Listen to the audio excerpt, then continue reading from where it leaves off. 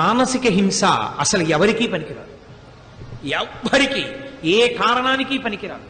నువ్వు అలా మానసికంగా ఇతరులది అనుభవించేయడం అంటూ మొదలు పెడితే ఇక ఆ అనుభవించేయడం అనేటటువంటి విషయంలో ఏ హద్దు ఉండదు. ఇంతకన్నా నేను చెప్పలేను సభాముఖంగా.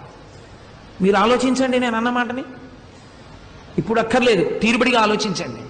ఒకసారి మానసికంగా మీరు ఇతరులకు సంబంధించినవి వాడేసుకోవడం అలవాటు చేసేసుకుంటే మానసికంగా మీరు దేన్నైనా అనుభవించేసేయచ్చు. పైకి చాలా గొప్పవాళ్లే ఉండొచ్చు, లోపలి పాపాలు ఎవరికి తెలియవు, పరమేశ్వరుడికి తెలుసు. ఆయన ఊరుకుంటాడా? పైకి పుణ్యాత్ముడిలా కనపడుతున్నావు, లోపల పుచ్చిపోయి ఉన్నావు. ఎంత హింసతో ఉంది పాపం. దీనికి ఈశ్వరుడు ఏదో ఒకనాడు గుణపాఠం చెప్పడా? ఇది ఊరుకుంటాడా? పైకి కర్మ సక్రమంగా చేస్తున్నానంటే సరిపోతుందా? మనస్సు శుద్ధిగా ఉండక్కర్లేదా? దీని మానసిక హింస ఎవరికీ అంగీకరించలేదు శాస్త్రం. ఏ ఆశ్రమంలో ఉన్నవాడు ఎవరూ చేయడానికి వీల్లేదు. ఇది వాగ్హింస కఠినంగా మాట్లాడి వ్యవస్థ దిద్దడానికి అంగీకరించారు పరిణితి కలిగిన వారికి.